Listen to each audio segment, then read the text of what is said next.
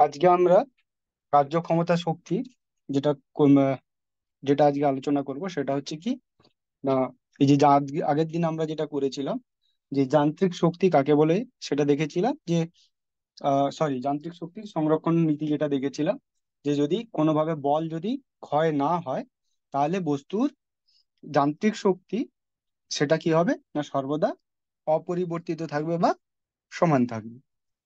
তো সেই যান্ত্রিক শক্তি সমান কি ছিল না গতিশক্তি প্লাস স্থিতিশক্তি। এবার এটা আমরা বললাম, এবার এটা যে সত্যি সেটা আমরা ক্যালকুলেশন করে দেখতে হবে। সেটার জন্য কোনটা করব, এই যে লিখলাম যে অবাধে পতনশীল বস্তুর ক্ষেত্রে যান্ত্রিক শক্তির সংরক্ষণ নীতি প্রতিষ্ঠা কর।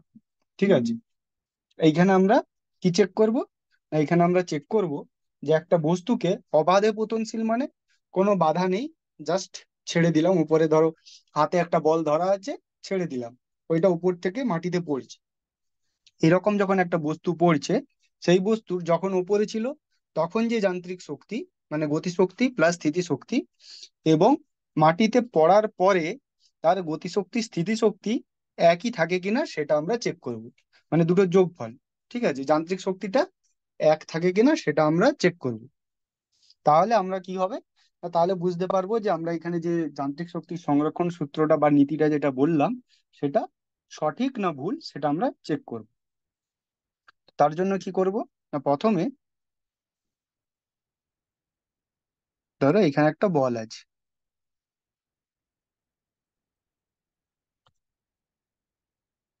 বলটাকে ছেড়ে দিলে এখানে একবার এলো।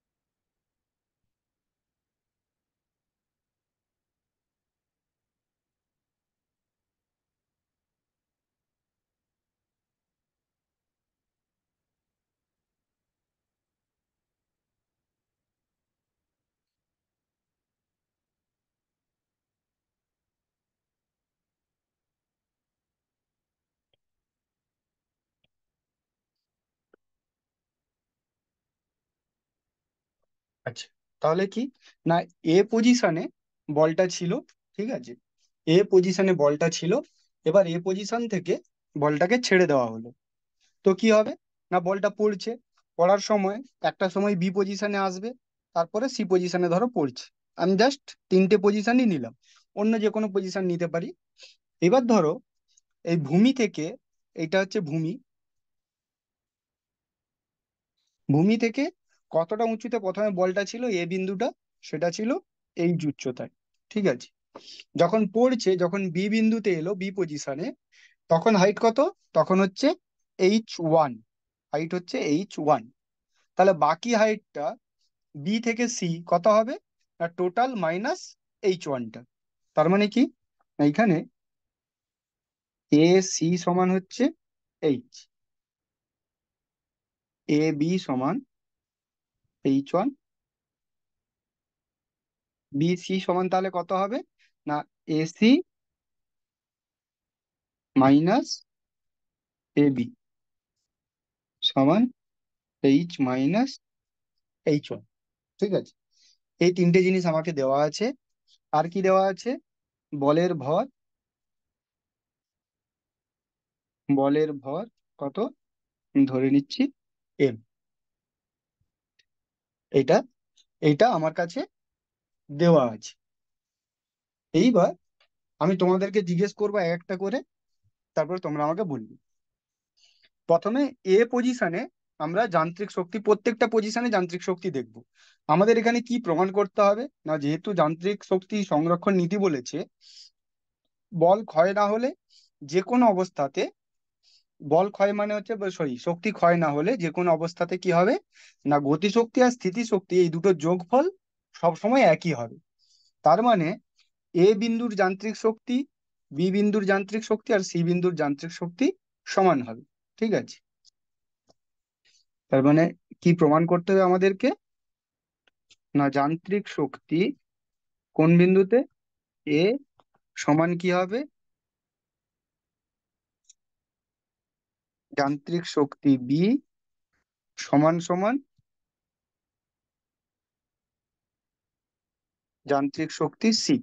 এইটা আমাদেরকে প্রমাণ করতে হবে, যে তিনটে বিন্দুতে যান্ত্রিক শক্তি আমরা বের করব, বের করে কি দেখব, যে তিনটে সমান হচ্ছে কিনা। এইটা আমাদেরকে প্রমাণ করতে হবে।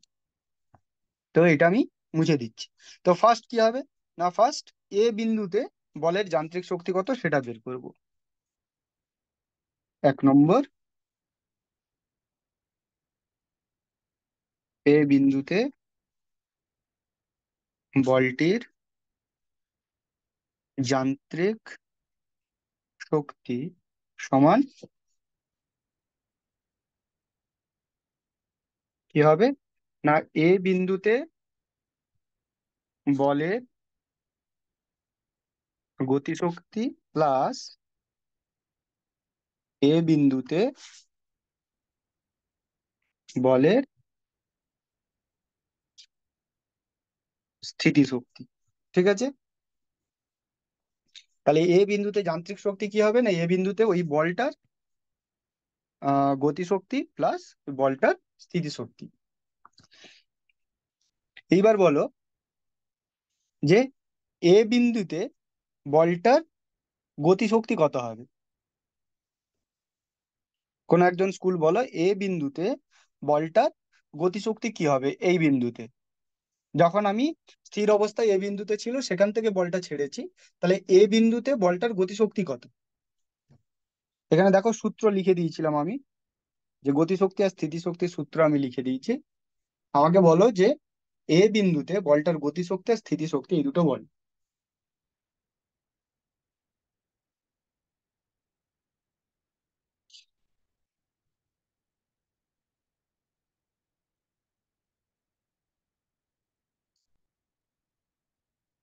নিমপিট রামকৃষ্ণ বিদ্যাভবন।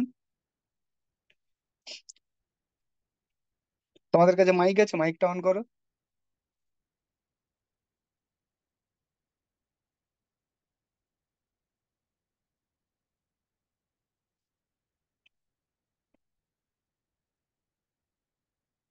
নিমপিট মাইকটা অন করো।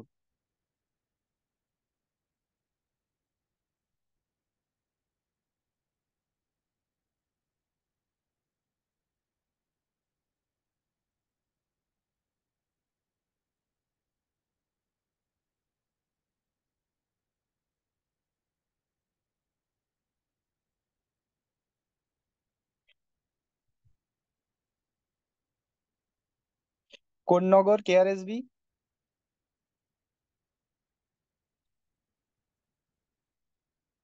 কেআরএসবি, নিমপিট, তোমাদের মাইক দুটো অন করো, মাইক গুলো অন করো।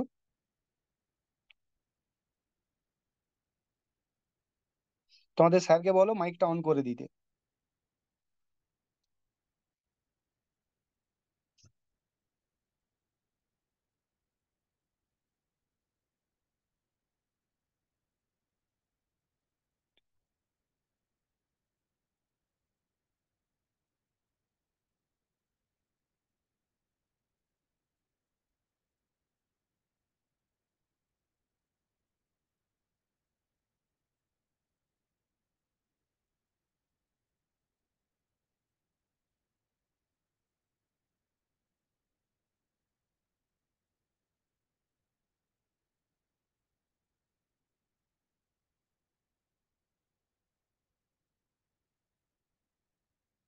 কোনো স্কুল যদি তোমরা রেসপন্স না করো তাহলে আমি চুপচাপ বসেই থাকবো, আমি কিছু আর করাবো না।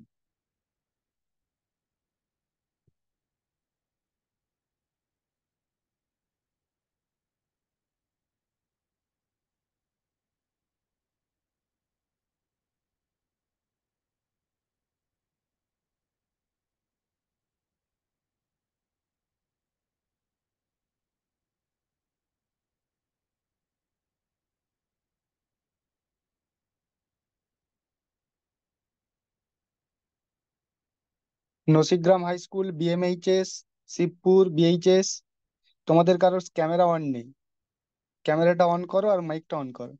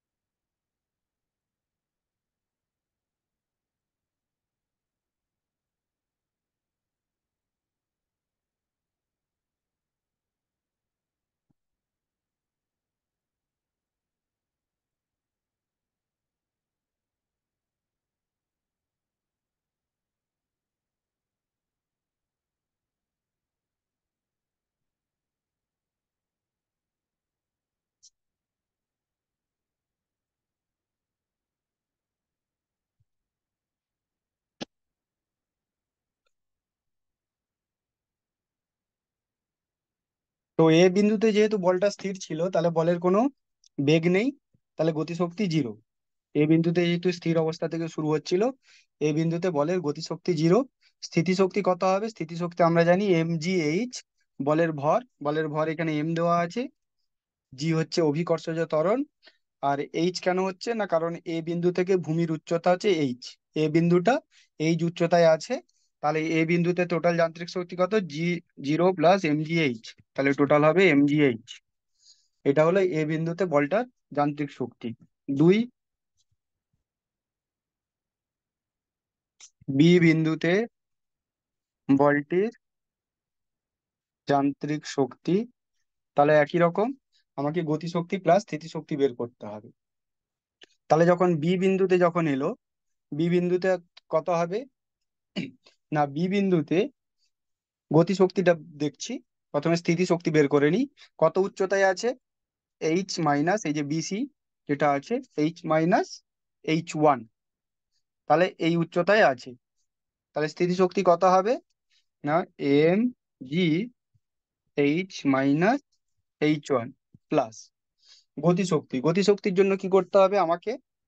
না, এই যে H1 দূরত্ব এলো, তার জন্য উপর থেকে যখন পড়ছে, এর একটা বেগ বৃদ্ধি পাবে।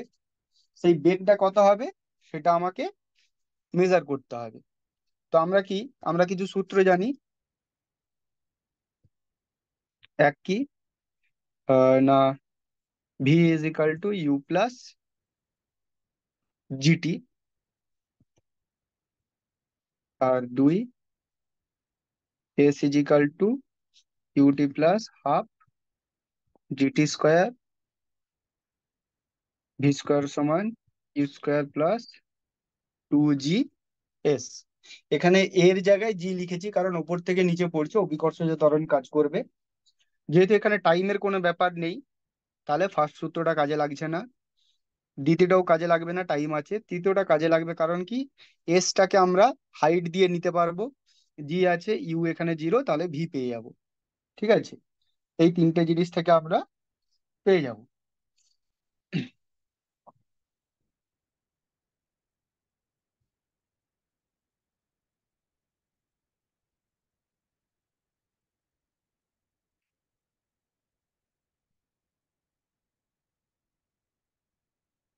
হলে সেকেন্ড সূত্রটা কাজে লাগাবো। ভি স্কোয়ার সমান you square plus 2g S. তাহলে ভি স্কোয়ার সমান কত হবে? ইউ স্কোয়ার কি, এটা তো প্রাথমিক যখন শুরু হয়েছিল, এ বিন্দুতে যখন ছিল, তখন কি ছিল? তখন বেগ জিরো। সেখান থেকে বি তে এসেছে, তাহলে প্রাথমিক বেগ জিরো। তাহলে এটা জিরো প্লাস 2g এস মানে কতটা দূরত্ব যাওয়ার পরে আমি বেগটা দেখছি। না, এ তে ছিল, এ থেকে বি তে আমি দেখছি কত বেগ হচ্ছে। তাহলে এ থেকে বি এর দূরত্ব কত? H1। তাহলে এখানে এস এর জায়গায় কি হবে? H1। তাহলে কি, না, ভি স্কোয়ার সমান কি হচ্ছে? 2g H1। তাহলে আমরা কি পেলাম? ভি স্কোয়ার সমান 2g H1। তাহলে ভি স্কোয়ার সমান 2g H1, এটা আমি এখানে লিখে রাখলাম। তাহলে বি বিন্দুতে গতি শক্তি কত হবে? না, half M V square. V স্কোয়ারটা কত? না ওই বি বিন্দুতে যখন বেগ হচ্ছে ভি, সেই ভিটা, সেই ভিটা কত সেটা হচ্ছে আমার এখানে 2G H1 যেটা সেটাই। তাহলে এখানে কি আছে? mgH - H1 plus half into M V square সমান কত? 2G H1 সমান, এটাকে ভেঙে লিখি, mgH - mgH1 প্লাস এই হাফ, আর এটা দুই কাটবে, এটা হবে mgH1। তাহলে এই mgH1 কাটবে, তাহলে কি পড়ে থাকবে? mgH। এটা কি হলো?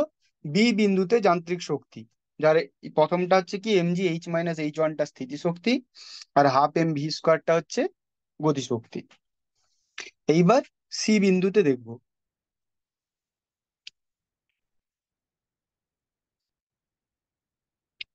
সি বিন্দুতে যান্ত্রিক শক্তি সমান, এইবার সি বিন্দুতে কি দেখবো? দুটো জিনিস, গতিশক্তি আর স্থিতিশক্তি। সি বিন্দুটা কোথায়? না সি বিন্দুটা হচ্ছে যখন বলটা মাটিতে পড়ে গেছে। তাহলে যখন বলটা মাটিতে পড়ে গেল, তখন কি আর কোনো উচ্চতা আছে? কোনো আর উচ্চতা নেই, মাটিতে চলে এসছে। তার মানে স্থিতিশক্তিটা কি হয়ে যাবে? জিরো হয়ে যাবে। কেন? না mgH, এইচটা যেহেতু জিরো, তাহলে সব মাল্টিপ্লাই করলে কি হবে? জিরোই হয়ে যাবে। তার মানে কি স্থিতিশক্তি হয়ে যাবে mg × 0, এটা মানে জিরো। প্লাস গতিশক্তি বের করতে হবে। গতিশক্তির জন্য কি? Half M V square. তাহলে আমাকে আবার ভি বের করতে হবে, যেমন ওপরে বের করেছিলাম। তো ওপরে বেগ বের করতে হলে আমাকে কি করতে হবে?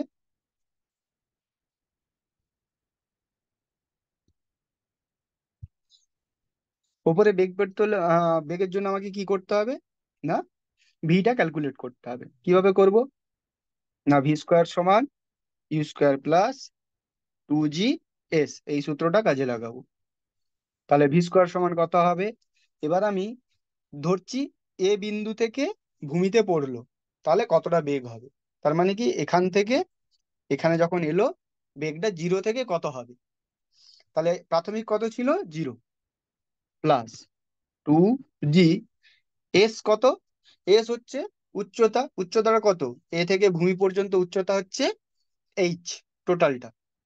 এটা কত হবে? এইচ। তাহলে এখানে আমার ভি স্কোয়ার কত পেলাম? ভি স্কোয়ার সমান 2G H।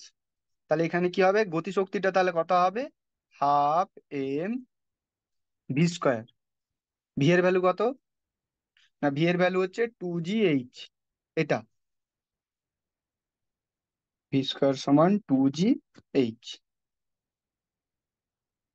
এটা মুছে দিই। তাহলে সমান সমান আমরা কি লিখতে পারি? প্রথমটা zero, plus half M V স্কোয়ারের মান হচ্ছে 2G H। দুই দুই কাটলো, এটা কত হয়ে যাবে তাহলে? mgH। তাহলে কি? না সি বিন্দুতে যান্ত্রিক শক্তি কত হচ্ছে? mgH।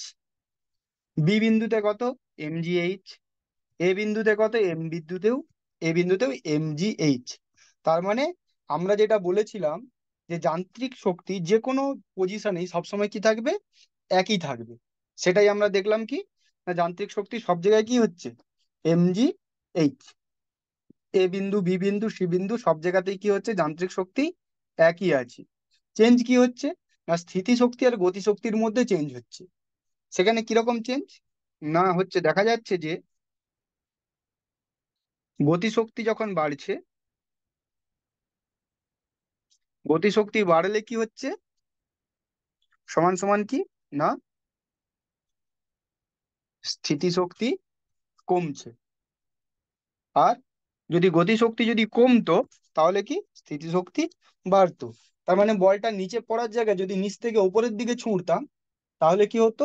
ওর গতিশক্তিটা আস্তে আস্তে কমতো, স্থিতিশক্তিটা আস্তে আস্তে বাড়তো। যেমন এ বিন্দুতে দেখো, এ বিন্দুতে কি ছিল? গতিশক্তি জিরো, স্থিতিশক্তি mgH। যখন বি বিন্দুতে এলো তখন কি হয়েছে? না দেখো স্থিতিশক্তিটা কমে গেছে। কেন কমে গেছে? না এখানে mgH ছিল, এখানে হয়ে গেছে mgH - mgH1। তার মানে স্থিতিশক্তিটা কমলো। কমার ফলে কি হয়েছে? না এই গতিশক্তিটা বেড়েছে, এই যে এখানে যেটা ছিল এটা, এটা ছিল গতিশক্তি। তাহলে এই গতিশক্তিটা কিছুটা বেড়েছে, সেটা কতটা বেড়েছে? না, যতটা স্থিতিশক্তি কমেছিল ততটাই গতিশক্তি বেড়েছে। দেখো এখানেও mgh1 ছিল, এতটা কমেছিল স্থিতিশক্তি, ততটাই গতিশক্তি বৃদ্ধি পেয়েছে। সি বিন্দুতে কি হয়েছে?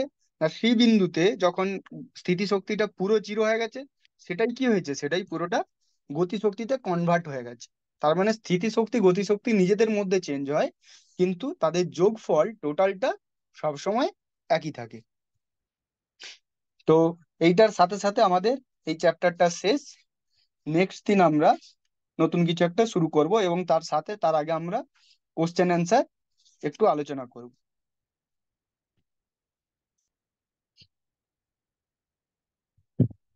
ঠিক আছে, আজকে এই পর্যন্ত ক্লাস।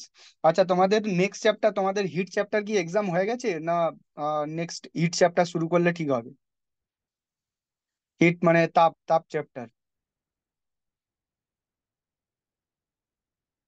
নেক্সট চ্যাপ্টার শুরু করার জন্য মানে তোমাদের কোন চ্যাপ্টার শুরু করলে তোমাদের ভালো সুবিধা হবে?